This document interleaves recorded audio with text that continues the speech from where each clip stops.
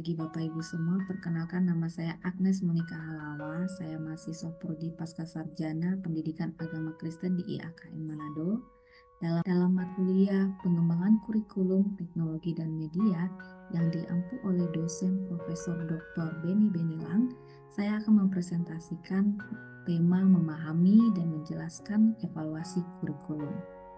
Dalam tema memahami dan menjelaskan evaluasi kurikulum ini terbagi menjadi 4 bagian. Yang pertama, sifat dan tujuan evaluasi. Yang kedua, pendekatan evaluasi. Yang ketiga, model evaluasi. Dan yang keempat adalah testing. Pada bagian yang pertama, saya akan menjelaskan apa itu yang dimaksud dengan evaluasi kurikulum. Evaluasi kurikulum adalah kegiatan untuk memberikan pertimbangan dan keputusan terhadap seluruh aktivitas pendidikan di sekolah seperti siswa, guru, model, metode pengajaran, administrasi sarana dan prasarana dalam mencapai tujuan yang telah ditentukan.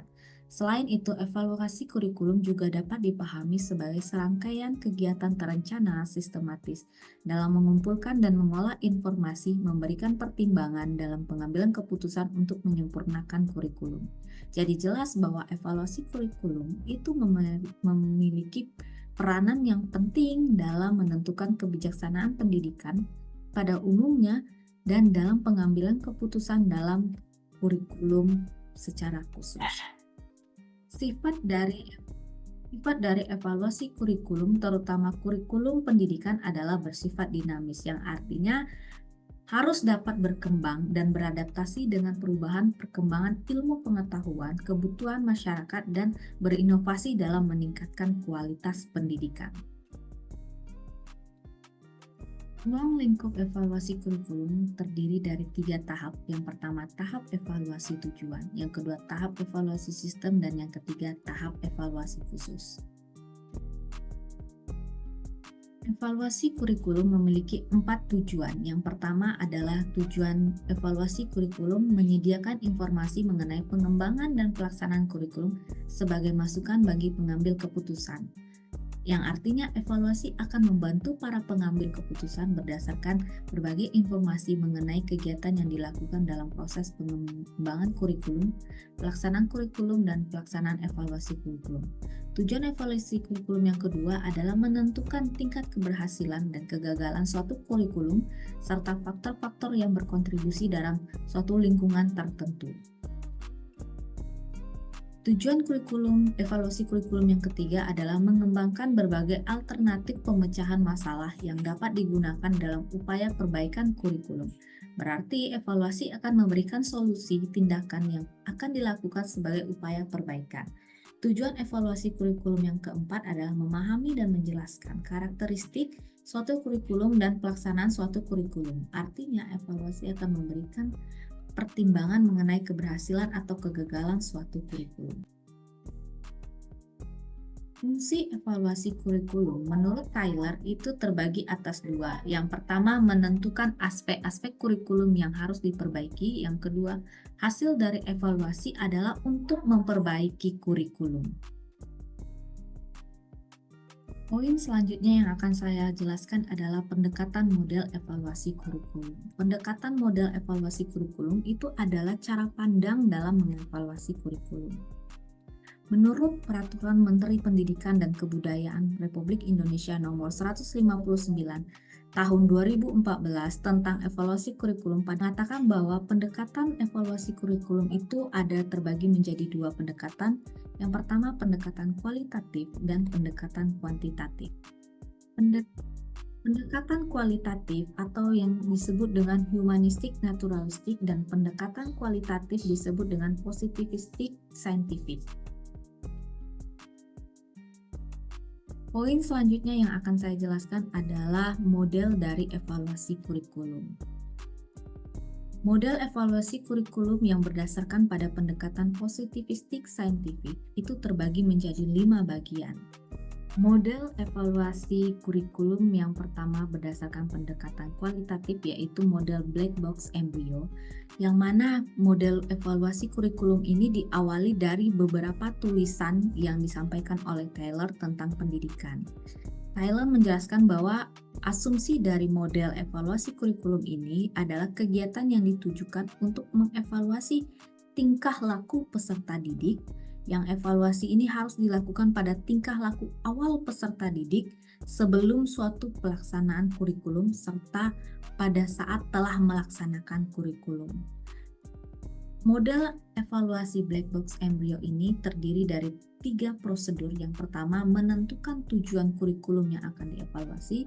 Yang kedua, menentukan situasi di mana peserta didik mendapatkan kesempatan untuk memperlihatkan tingkah laku yang berhubungan dengan tujuan.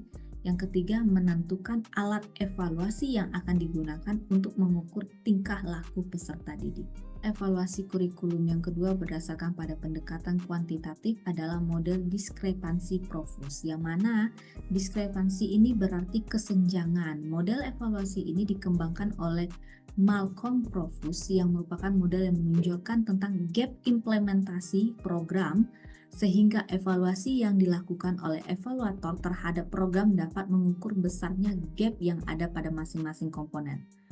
Model evaluasi ini sebagai proses untuk menyetujui standar program, menentukan apakah terdapat perbedaan antara beberapa aspek program dan standarnya, dan menggunakan informasi kesenjangan untuk mengidentifikasi kelemahan dari program itu sendiri.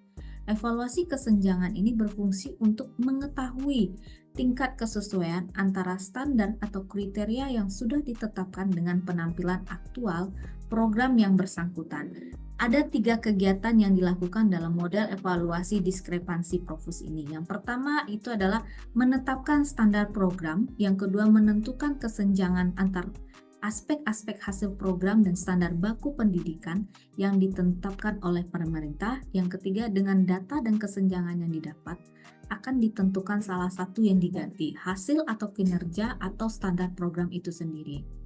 Tujuan dari model evaluasi kurikulum ini sendiri adalah untuk kesenjangan adalah untuk menentukan apakah akan diperbaiki atau mempertahankan atau menghentikan sebuah program itu sendiri. Model evaluasi kurikulum yang ketiga adalah model contingency step, yang mana model evaluasi kurikulum ini fokusnya pada proses pembelajaran di dalam kelas yang berorientasi berinteraksi, tidak harus berupa keluaran tingkah laku, tetapi dapat berupa keluaran apa saja, termasuk yang taksonomi dan humanistik. Model ini menekankan pada 2 hal, yaitu deskripsi dan pengamatan atau observasi. Model evaluasi ini merupakan keseluruhan dari kegiatan evaluasi yang harus dilakukan dan arah yang diinginkan bagaimana evaluasi itu dilakukan. Model evaluasi kurikulum yang keempat adalah model evaluasi CIPP, yang mana merupakan singkatan dari konteks, input, proses, dan produk. Model evaluasi ini tidak hanya mengevaluasi hasil saja, melainkan dari seluruh aspek antara lain aspek konteks, input, proses, dan produk, sehingga penilaian yang dilakukan bersifat kompleks atau menyeluruh. Dalam model evaluasi kurikulum CIPP ini, evaluasi akan dilakukan dengan mengidentifikasi dan mengakses keseluruhan keluaran dan manfaat baik yang direncanakan atau tidak direncanakan dalam jangka pendek maupun dalam jangka panjang. Model evaluasi kurikulum berdasarkan pendekatan kuantitatif yang terakhir adalah model evaluasi Program for Innovative Curriculum atau EPIC. Model evaluasi ini memiliki 5 langkah, yaitu memilih dan mengisolasi bagian kurikulum yang akan dievaluasi. Yang kedua, mengidentifikasikan variabel-variabel deskriptif, semua variabel yang berkaitan dengan sekolah dan tujuannya. Yang ketiga, menetapkan hasil belajar yang diinginkan. Yang keempat, menilai hasil belajar. Yang kelima, analisis hasil dengan membuat kesimpulan terhadap suatu program. Model evaluasi kurikulum berdasarkan pendekatan humanistik, naturalistik, atau kualitatif itu terbagi menjadi 3 bagian. Dalam model evaluasi kurikulum pada pendekatan kualitatif yang pertama adalah model evaluasi connoisseurship, yang mana dalam tahap ini terdiri dari 3 tahap. Yang pertama adalah tahap disebut dengan tahap deskriptif, yaitu mendeskripsikan seluruh pola pembelajaran dan aktivitas di dalam kelas. Yang kedua, tahap interpretasi, di mana evaluan mulai menginterpretasi dan mengkritisi pada yang terjadi pada tahap pertama. Yang ketiga, tahap evaluasi, di mana pada tahap ini evaluan akan memberikan pertimbangan dan keputusan dari program. Model evaluasi ini adalah memberikan kritik atau mempertimbangkan dan keputusan yang dibuat oleh evaluasan didasarkan pada kritik yang dibuat oleh evaluan sendiri berdasarkan data yang diperoleh pada tahap pertama dan yang kedua. Model evaluasi kurikulum yang kedua adalah model evaluasi iluminatif, yaitu model ini memiliki fokus pada deskripsi daripada interpretasi angka dalam memprediksi penelitian, menjelaskan masalah spesifik dan fitur unik program pendidikan untuk menentukan masalah dan ciri-ciri. Kita harus fokus pada lingkungan pendidikan di mana kurikulum itu dikembangkan dan disampaikan. Ada 3 cara pengumpulan data dalam model evaluasi iluminatif itu. Yang pertama, observasi, inquiry, dan eksplanasi. Model evaluasi iluminatif ini memungkinkan bahwa evaluator untuk melihat keseluruhan program sebagaimana adanya dan berfungsi serta mengumpulkan data tentang tata cara kerja program itu sendiri. Evaluator menentukan hasil kurikulum yang diajarkan dan mengidentifikasi asumsi-asumsi yang terlibat dalam penyampaiannya, sikap dan watak guru, siswa, masyarakat, dan faktor pribadi dan materi yang memfasilitasi atau menghambat program itu sendiri.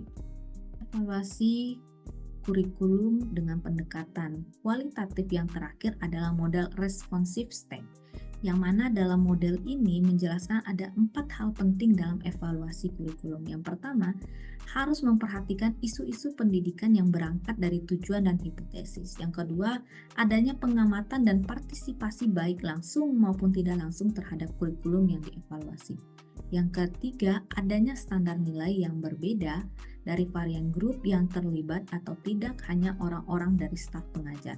Yang keempat, kebutuhan yang berkesinambungan akan informasi dan penggunaan evaluasi. Pembahasan selanjutnya saya akan menjelaskan tentang testing atau pengujian, yang mana diperlukan untuk pengambilan keputusan penting yang berdampak pada semua pelaku pendidikan yang terlibat langsung dalam pelaksanaan kurikulum, pengajaran, dan pengelolaan di sekolah. Dalam pengujian atau testing ini, dalam evaluasi kurikulum terbagi menjadi 2, yaitu High Stake Test dan Norm Reference Test atau NRT. Jadi, Bapak Ibu semua, dapat kita simpulkan bahwa evaluasi kurikulum adalah serangkaian kegiatan terencana, sistematis, dan sistematik dalam mengumpulkan dan mengolah informasi, memberikan pertimbangan dalam pengambilan keputusan untuk menyempurnakan kurikulum. Demikianlah presentasi saya tentang menjelaskan dan memahami apa itu evaluasi kurikulum. Terima kasih, Tuhan Yesus memberkati. Shalom.